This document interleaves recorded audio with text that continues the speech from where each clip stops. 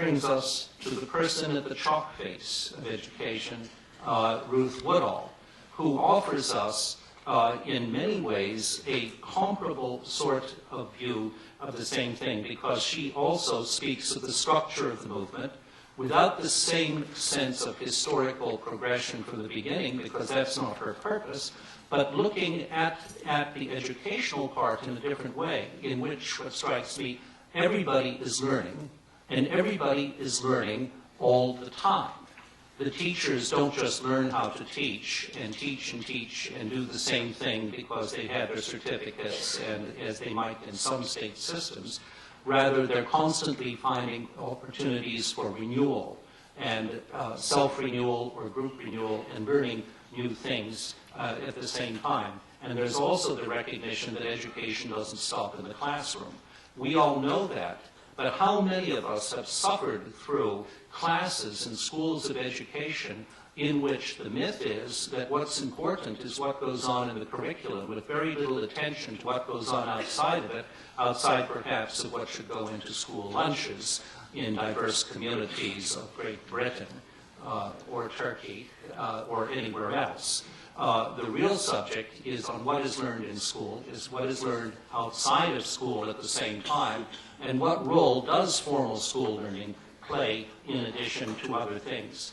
Woodall describes an educational system in which the word private takes on a special meaning, in which it is community-oriented things that are beginning in many areas to eclipse what states can provide for education.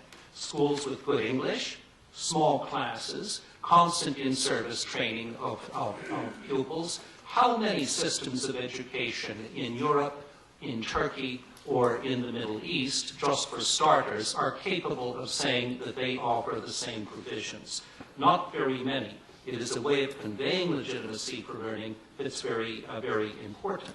At the same time, being at the chalk face, not only in the United Kingdom, but in Turkey, she points out quickly, but at the edges, what is happening elsewhere, how schools are established in Kurdish areas. She's the only one who has mentioned that of the papers I read for this conference, of indicating that the schools, in a quiet way, are going into something that some would see as politically explosive, but they're doing their thing.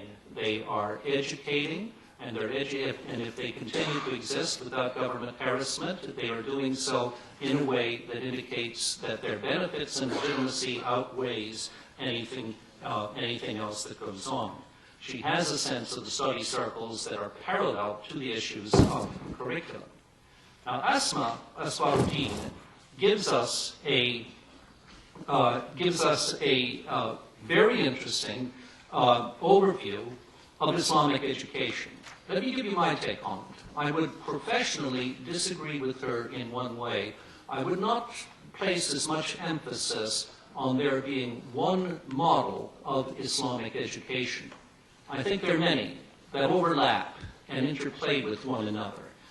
She's quite right to indicate the many different places of learning: mosque, khan, home, peer learning.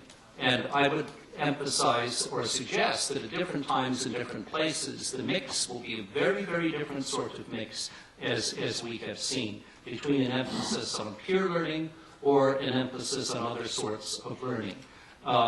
We also have the question of what is the classic Islamic world. As the late Paul Wheatley has pointed out geographically, he gave up trying to figure out where the frontiers were.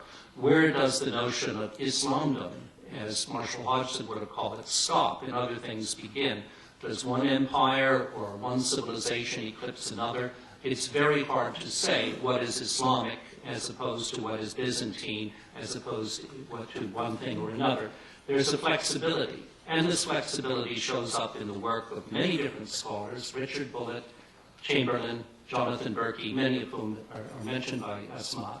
Qasim Zaman, more recently, Khalid Massoud, Vincent Cornell on the Sufi tradition in Western Muslim world, North Africa, something neglected in studies of Sufism and so forth.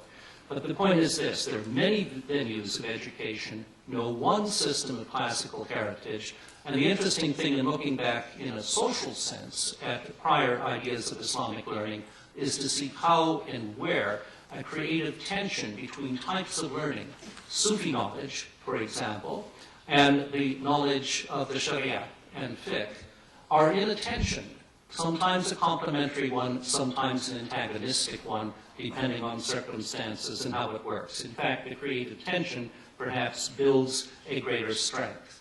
In some areas like North Africa, more of an emphasis on memory, as North Africans would call it, on mnemonic domination, as it was called in medieval Europe. The idea that memorization sometimes gives you a core of sacred knowledge, much more vital than anything you can create. In other cases, such as in Iran, vital discussion and disputation. Charles Nelson brings us into the question of transcendent education. I would argue that parts of his paper shows us the limitations of something that Durkheim and others struggled with. How do you create a moral education and impute character? In the 1950s and 40s in the United States, we had a course in public schools on character building. I'm not sure that people of my generation have a better character. As a result, it was the easiest course we had, actually. And the level of cheating in it, as far as I know, was probably higher than that of the other courses that we took more seriously. Perhaps that was the point of the course, to teach us how to use the language while learning something perhaps very different. There is a problem.